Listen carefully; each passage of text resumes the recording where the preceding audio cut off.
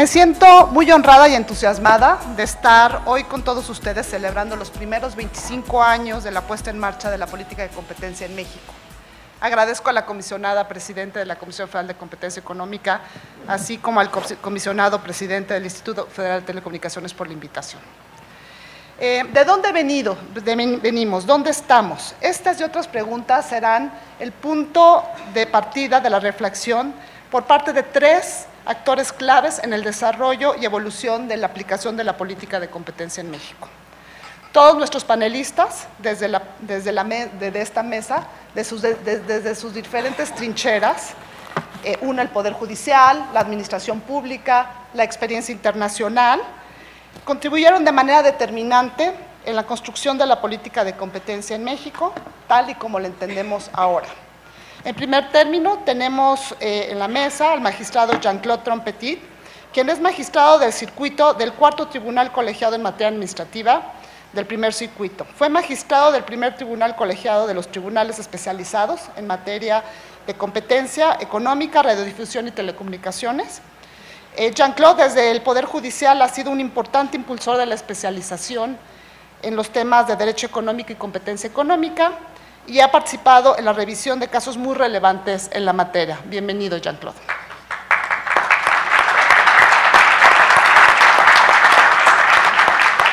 Está también con nosotros el doctor Eduardo Pérez Mota.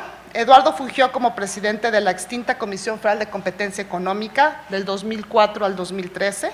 En el 2012 fue designado presidente de la Red Internacional de Competencia Económica. Como presidente de la Comisión Federal de Competencia, impulsó las reformas de la Ley Federal de Competencia del 2006, 2011 y, por supuesto, también la reforma constitucional de 2013. Bienvenido.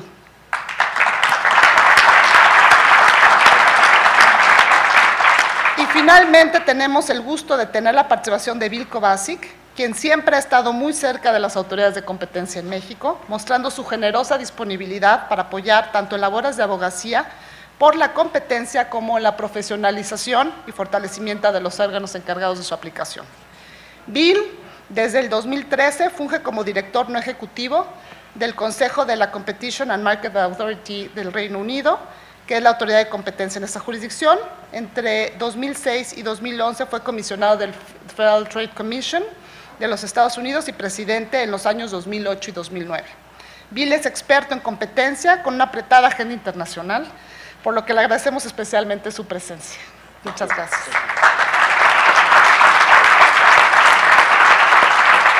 A manera de muy breve preámbulo, porque aquí tenemos mucha experiencia que compartir, solo recordaré que fue el 24 de diciembre de 1992, en el contexto de las negociaciones del Tratado de Libre Comercio con América del Norte, que se promulgó la Ley Federal de Competencia Económica, misma que entró en vigor hasta el 23 de junio de 1993, y así se creó la Comisión Federal de Competencia. Si bien, en palabras de la propia OCDE, la Ley de 92 es una ley bien conceptualizada desde el punto de vista de la perspectiva económica, a lo largo del tiempo se vio la necesidad de reformarse para reflejar la experiencia acumulada y para dotar a las autoridades de mayores herramientas para su efectiva aplicación. Así se llevaron a cabo dos reformas, la del 2006 y la del 2011, y finalmente en el 2013, dentro del marco de las reformas estructurales, se impulsa la reforma constitucional del 2013, en la que se crean dos órganos constitucionales autónomos encargados de aplicar la Ley Federal de Competencia Económica, que hoy son nuestros anfitriones, la Comisión Federal de Competencia Económica y el Instituto Federal de Telecomunicaciones. Por supuesto, también se crean los tribunales especializados. Entonces, bueno, pues ahora sí nos gustaría que nos compartieran su experiencia y, bueno, me gustaría que Eduardo nos platicara cómo caracterizaría la evolución de la política de competencia en estos 25 años. Muchas gracias, Lucía, y muchas gracias, Hanna, por esta invitación. Es un placer aquí compartir con todos ustedes este evento tan importante para la competencia en México. Bueno, yo caracterizaría estos 25 años, los dividiría en tres etapas. Una primera de 10 años, que yo creo que fue una etapa de aprendizaje. Una segunda etapa de otros 10 años, que yo siento que fue una etapa de fortalecimiento de la política de competencia. Y una tercera etapa, que estos son los últimos 5 años, después de la reforma constitucional de 2013, que es una etapa de franca consolidación, diría yo, de la política de competencia como una política de Estado, una política prioritaria dentro del Estado mexicano. Los primeros 10 años, pues claramente fueron años muy complicados.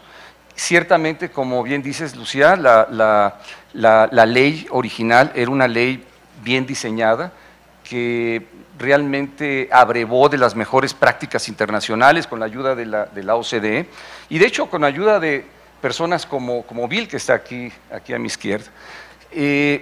Pero yo creo que es la primera ley que amalgama conceptos económicos y jurídicos complejos, como esta ley de competencia. Yo creo que no hay otra que sea tan compleja desde ese punto de vista.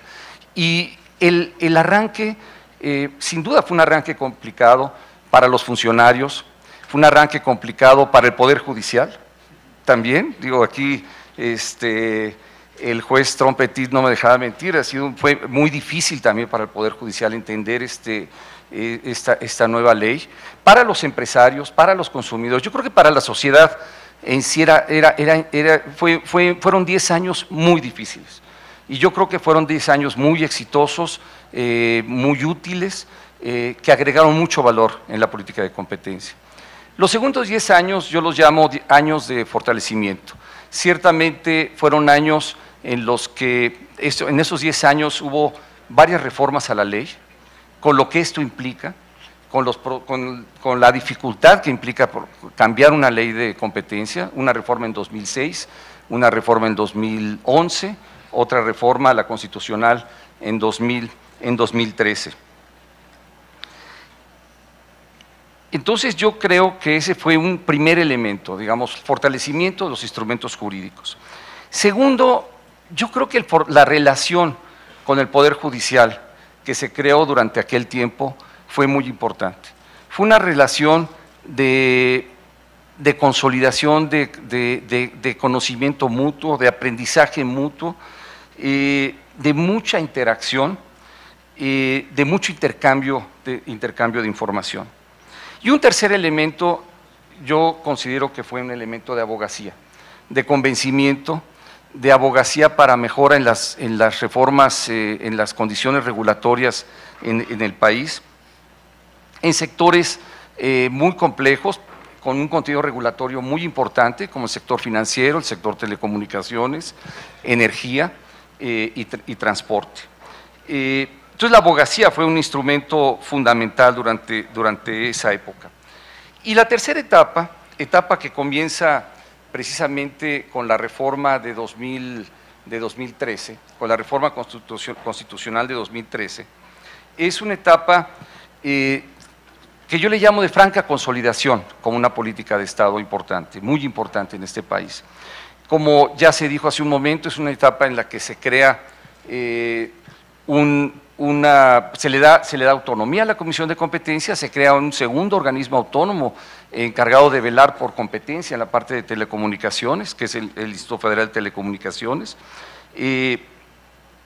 mecanismos mucho más técnicos para la decisión y para el nombramiento de comisionados, la creación de tribunales especializados en telecomunicaciones y en competencia, las separaciones, el debido proceso se mejora separando toda el área técnica, bueno, el área de investigación del área decisoria en ambas instituciones.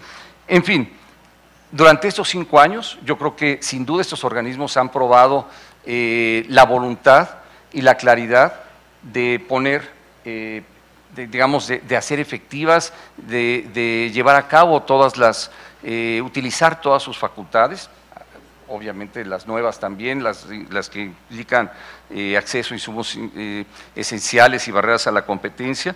Y solamente yo terminaría, Lucía, diciendo que hay un hilo conductor. Además, independientemente de que estas 3 etapas son etapas muy distintas, con retos muy diferentes, yo creo que hay un hilo conductor que une a estas 3 etapas, que une a las autoridades de competencia desde la primera que fue creada en el 94, y es la calidad de su capital humano. la calidad y el profesionalismo de la gente, del equipo que trabaja ahí, que ha trabajado ahí durante esos 25 años, que sigue trabajando ahí, la seriedad y la ética profesional, la ética moral de este equipo. Yo creo que es una característica que distingue a esta institución y que sin duda se va a mantener. Muchas gracias, Eduardo. Bueno, por otro lado tenemos la parte del Poder Judicial, ¿no? Que finalmente en el Poder Judicial se revisan los casos que llegan y que se establecen y se emiten resoluciones en la Comisión Federal de Competencia Económica y también en el Instituto. Tú has estado en muchísimos casos y los has seguido o de cerca o por lo menos desde el punto de vista académico. ¿Qué casos emblemáticos crees que sirven, Jean-Claude, para ilustrar la evolución de la política de competencia en México en estos 25 años? Muchas gracias. Gracias a Gabriel, gracias a Alejandra por esta muy gentil y amable invitación. Sí, me parece que hemos aprendido mucho todos, lo mencionaba Eduardo. Los primeros años fueron años en donde la comisión perdía todo o no le entendíamos nada nosotros los tribunales, entonces había un problema de oídos sordos, ¿no? No se entendía el mensaje. Fue a partir de alguna iniciativa que se tomó a nivel académico, entre Poder Judicial, Comisión de Competencia, que conseguimos esta visita de jueces norteamericanos, de fiscales norteamericanos, de jueces europeos, y esto vino a mejorar en gran medida esa cultura que nos hacía falta entender a todos. Por un lado, a la comisión entender que no todo es economía, también hay abogados y hay jueces al final del camino, entonces son la penúltima palabra, los jueces para bien o para mal somos la última palabra, y tenían que hablar en otro idioma y tomar en cuenta otro tipo de condiciones y de elementos para evaluar la calidad de esas decisiones. Creo que se avanzó mucho en este tiempo con la visita Mercedes Pedraz de España, Diane Good de Estados Unidos, Sir Peter Roth de Inglaterra, por mencionar solamente algunos que estuvieron y han estado con nosotros y nos han venido acompañando en este trabajo, perdón por aquella expresión un poco de Cantinflas, de mejorar la agricultura a nivel nacional, tanto de los reguladores como de los tribunales. Algunos casos importantes que hemos tenido, creo que uno que marcó un hito interesante fue el asunto de Big Cola.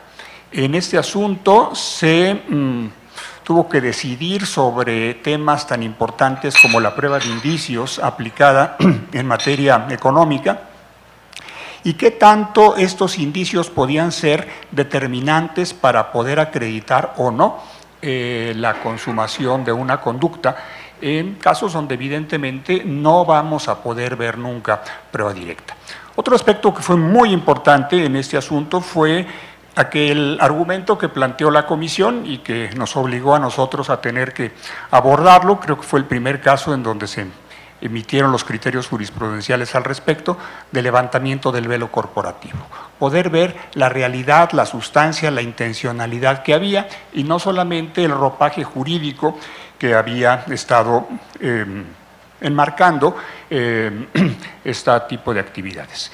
Luego tuvimos el caso de las compras que se hicieron por parte del IMSS a laboratorios en el tema de insulina y de sueros. Creo que fue muy importante aquí, se vino a confirmar aquellos criterios sobre prueba de indicios, sobre la calidad de esta prueba, y luego finalmente con algunas decisiones de colegiados y la conclusión que se obtuvo de los asuntos finales que fueron resueltos por la segunda sala de la Corte, se vino a consolidar plenamente esta forma y esta manera de poder entender, sobre todo un tema que me parece crucial en alguna de las sentencias de la Corte, los hechos y las circunstancias requieren de un análisis económico. No nos podemos quedar con una evaluación jurídica, tenemos que verlo desde el punto de vista económico y sobre todo desde el punto de vista de razón de negocios. ¿Es razonable o no desde el punto de vista comercial lo que se está haciendo para determinar si la conducta es lícita o la conducta es ilícita? Luego tuvimos otro paquete muy importante de asuntos, el asunto de la industria avícola, en donde se vinieron a consolidar muchos de estos criterios. me parece que fue muy importante, pero además se vino a enriquecer el planteamiento de cuestiones con un sinnúmero de violaciones procesales que se habían venido dando. Y esto generó también una gran riqueza y una gran posibilidad de ir abordando cómo en la materia se podían ir entendiendo este tipo de criterios. Un asunto que fue, un paquete de asuntos que también fue muy importante fue el tema de la interconexión. Durante muchos años la realidad es que los jueces no la habíamos entendido lo que había atrás de esto. ¿Qué pasó cuando hubo que tomar estas decisiones, cuando hubo que definir qué era el operador eficiente hipotético? No era una realidad, era un invento político, un invento económico, un invento de negocios que se tomó básicamente de Inglaterra. ¿Cómo fue que nosotros lo pudimos encontrar y lo pudimos acoplar y finalmente en el contexto del artículo 25 constitucional, a partir de la Rectoría Económica del Estado, justificar plenamente estas acciones? Un tema que no fue nada fácil, nos costó mucho trabajo tener que aprender algo de muchas otras cosas a los jueces para poder comprender aquello. Otros asuntos que fueron muy significativos fueron la declaración de agentes preponderantes. Esto también llevó a una lucha y a una presentación de argumentos de todo tipo para poder justificar o no esa decisión que se tomó por el IFT. Tenían un plazo perentorio para poder hacer la declaratoria de preponderancia. Me acuerdo con alguna compañera decía, es que la resolución es de 1000 hojas, y no son 1000 hojas solamente de relleno, son 1000 hojas de sustancia, que hay que verlo, entenderlo y comprenderlo para poder finalmente tomar esa decisión. Esto fue un tema también muy importante, nos ayudó a crecer y aprender mucho. Y finalmente algo que se está tramitando ahorita, esos todavía no han sido resueltos en definitiva, pero ya los vemos, las reclamaciones de daños, sobre todo porque esto va a tener un gran impacto con la situación específica de consumidores. ¿Qué va a pasar cuando las prácticas monopólicas no solamente sean objeto de un cuestionamiento jurídico que puedan tener una repercusión en materia penal, sino también una repercusión en cuanto a indemnización de daños para los consumidores? Entonces, primeros casos, básicamente hay dos, uno en el tema de telecomunicaciones, que está pendiente, apenas hay una resolución de un tribunal unitario, el tema del reclamo del IMSS, que está en los juzgados especializados. Me parece que son temas que también nos van a permitir aprender mucho y poder generar criterios y referentes que ayuden a que este comportamiento y este trabajar de la mano, autoridades de competencia y tribunales, pueda ser exitoso para las políticas públicas, pero especialmente, como se mencionaba, para los consumidores.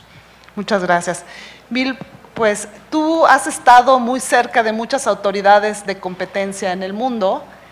Nos gustaría conocer tu visión de qué indicadores son los que normalmente podríamos usar para poder medir la eficacia de la política de competencia en México y cómo nos ven desde afuera como instituciones de la trayectoria de estos 25 años de la Comisión y del Instituto.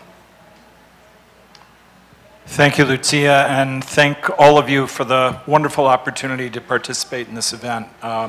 Why do we celebrate anniversaries? Well, not just to honor longevity.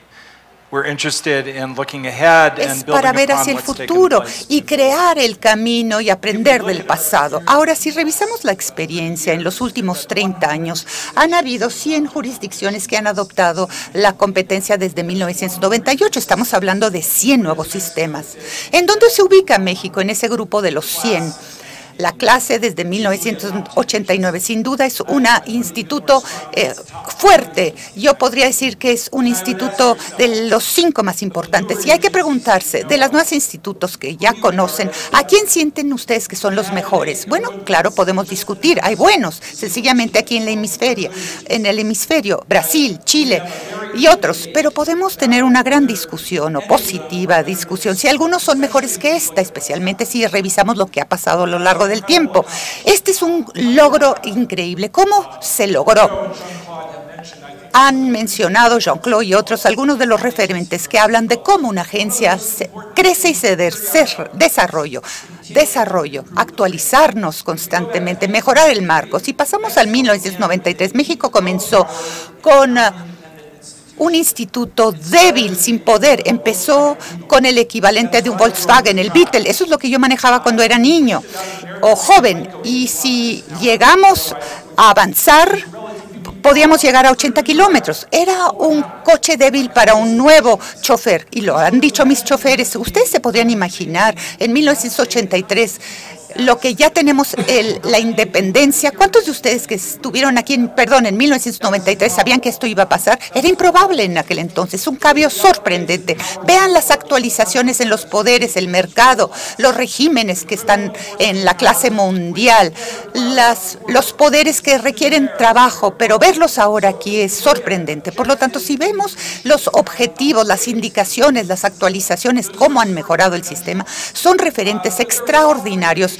Pero hay indicaciones más suaves que nos hacen ver cómo el instituto se ha desarrollado. Tiene que ver con la organización, la gestión, y algunos referentes resaltan para mí el progreso, la actualización y el capital humano. Y la calidad de las instituciones, la gerencia ha mejorado. Yo he visto a lo largo del tiempo que esto ha sido un crecimiento lento pero impresionante. ¿Por qué sabemos de su alta calidad? Porque el sector privado los exhortan con gran entusiasmo y ven que estas personas son una gran fuente de calidad. Claro, molesta si estás a cargo de del instituto, si la gente se va, pero es una mal señal si nadie quiere a tu gente.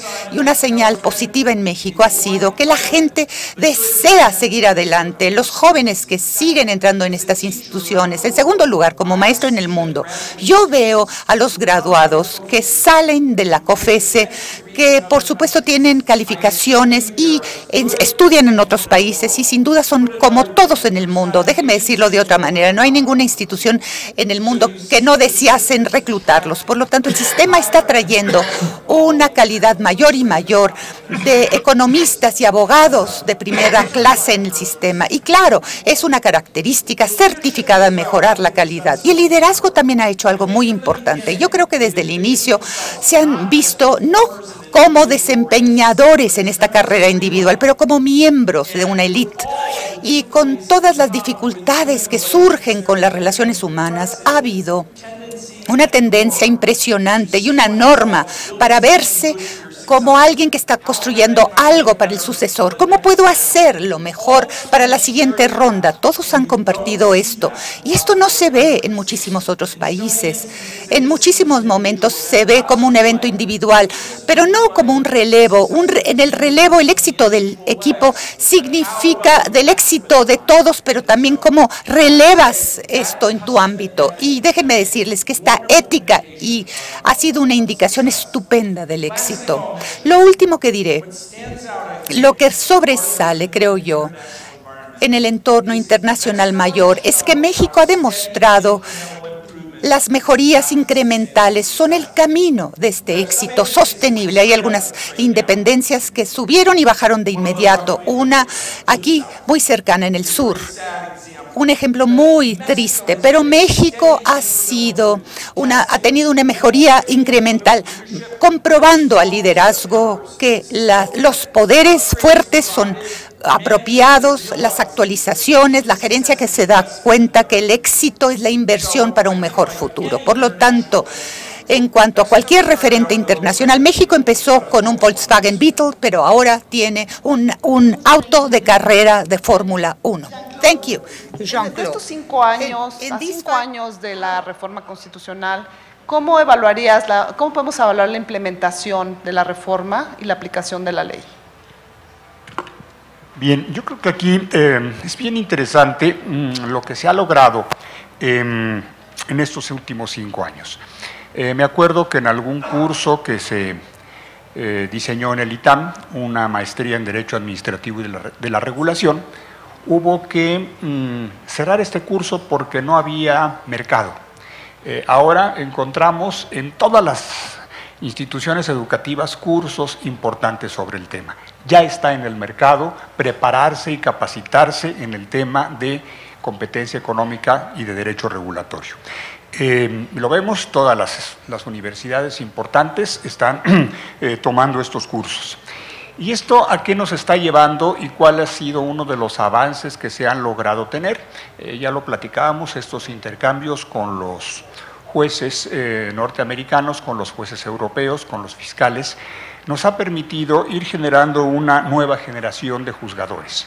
También una nueva generación de abogados en las agencias, entendiendo que hay ese destino final, para bien o para mal, que son los tribunales, a donde habrá que llegar y habrá que acoplar los procedimientos, los razonamientos y las formas de pensar y de entender lo que está sucediendo. Me parece que en esto, ese trabajo conjunto que hemos llevado a cabo con la Comisión, con el IFT, el Instituto de la Judicatura Federal, diferentes universidades, ha sido un factor clave, irnos preparando, irnos capacitando. Hubo un momento en que pensamos, vamos a tomar un curso, vamos a buscar diseñar un curso. ¿Con qué profesores mexicanos? Había gente en México que supiera y que conociera todos los aspectos que los jueces, pero que también en el área de los reguladores era necesario comprender y conocer, y nos dimos cuenta que no. Así es que dijimos, vamos a buscar las mejores opciones en México, las mejores oportunidades, pero también vamos a traer del extranjero a las personas más informadas y más capacitadas para ir entendiendo estos horizontes y estos puntos de vista. Me parece que este ha sido un tema fundamental. La abundante jurisprudencia. Me parece que el rating que hay de los tribunales especializados en términos generales ha generado ya un número interesante de criterios jurisprudenciales. Los de la Corte han sido cruciales, por supuesto, pero también los de los tribunales especializados. Y como criterios antes de carácter estrictamente formalista, que existían solamente, se han cambiado o han evolucionado o han migrado a criterios en donde abogados me dicen, es que no le entiendo lo que dice esta tesis o esta sentencia. Bueno, es que no solamente son temas jurídicos, también son temas de economía y de política que es necesario tomar en cuenta y que es necesario invocar en estos temas. Algo que nos está ocupando ahorita en el ámbito académico y que es fundamental, el tema de razonabilidad. Cuando algo es razonable desde el punto de vista jurídico, desde el punto de vista económico, desde el punto de vista de política pública, y estamos muy involucrados en trabajar en estos temas y entender cuáles son las posibilidades. Nuestra ley de competencia económica, muy buena ley, sí, pero está llena de conceptos jurídicos indeterminados, de disposiciones que apuntan a valores, a fines, a directivas. Y esto requiere necesariamente entender, comprender los hechos y poder hacer una calificación jurídica de los mismos. Un tema que no se había abordado en México, que me parece que no lo habíamos tenido y que ahora pues esta jurisprudencia lo está generando. Un ejemplo de ello sería este concepto de razonabilidad. Aparentemente es muy sencillo, pero puede involucrar verdaderamente aspectos muy importantes. El dinamismo que se ha venido dando en estos precedentes, en esta forma de evaluar, en esta forma de entender, en esta forma de comprender y sobre todo algo que es importante, poder tener una idea de cuáles son las consecuencias que puedan derivar de determinada decisión. Justamente la razón de negocios, los elementos no solo jurídicos, no solamente de carácter formal, sino estos aspectos que el juez Posner habla muy bien, los jueces consecuencialistas. Y me parece que estamos empezando a abrir esta opción a esta nueva generación de jueces que nos hace falta tener en México, no solamente jueces legalistas, sino también jueces consecuencialistas, capaces de entender, de comprender y de estar conscientes de lo que está pasando con alguna decisión que se emita en un determinado aspecto.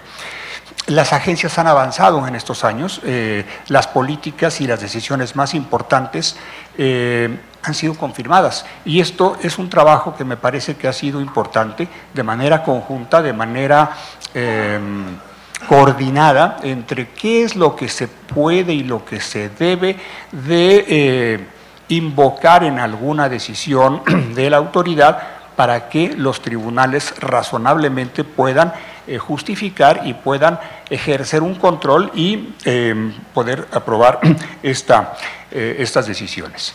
Me parece que un tema importante, se ha hablado que la política en materia de telecomunicaciones ha sido uno de los grandes éxitos de este sexenio, y yo diría que si no hubiera una respuesta razonable de los tribunales, esto no se hubiera podido conseguir. Muchas de esas importantes y cruciales decisiones que han determinado que pueda seguir avanzando, que haya competencia, que haya un mercado abierto, no se puedan haber conseguido si no se tuvieran decisiones en los tribunales. Y bueno, en ese sentido nos hemos ocupado mucho de aspectos que antes no eran muy... no eran evaluados de una manera muy profunda. El tema de las pruebas periciales, entender qué se puede acreditar y qué no es materia de una prueba pericial. Aquí hemos retomado mucho estos criterios de la Corte de los Estados Unidos, del caso Daubert, que han sido cruciales también para entender y para comprender hasta dónde debe de ser el alcance de una prueba pericial. El desarrollo que hemos tenido muy amplio en el derecho administrativo sancionador, hasta dónde y cómo es que se tiene que exigir en un momento dado que exista cierta regulación y que exista una cierta cumplimiento de estos aspectos, principios de materia penal, pero aplicados a un derecho que tiene muchos elementos diferentes que deben de ser considerados.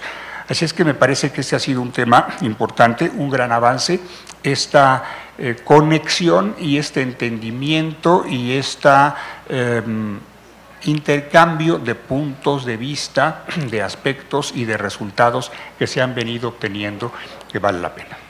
Muchas gracias. Pues el tiempo vuela y 25 años no se pueden resumir en 40 minutos, pero entonces voy a comprimir dos preguntas, uno para Eduardo y uno para Bill, y para que también terminen diciendo cuáles son los retos que consideran para el futuro. En el caso de Eduardo, me gustaría preguntar cómo cobrará relevancia renovada la política de competencia en el marco de la actual negociación con Estados Unidos, Canadá y México. Y Bill, para que después conteste, si se puede también, es qué papel ha jugado México en organismos internacionales como el International Competition Network. Gracias. Yo creo que la nueva negociación del Tratado de Libre Comercio con Estados Unidos y con Canadá tiene hay dos consideraciones que me gustaría hacer. Una tiene que ver con el texto de competencia, el capítulo sobre competencia. Ese texto incorpora cooperación, debido proceso, transparencia. Fuera de debido proceso no hay cambios sustanciales. Yo creo que la historia de la relación entre México y sobre todo Estados Unidos en la parte de política comercial, la comunicación de las autoridades, y aquí pues Bill no me dejará mentir, ha sido siempre muy fluida.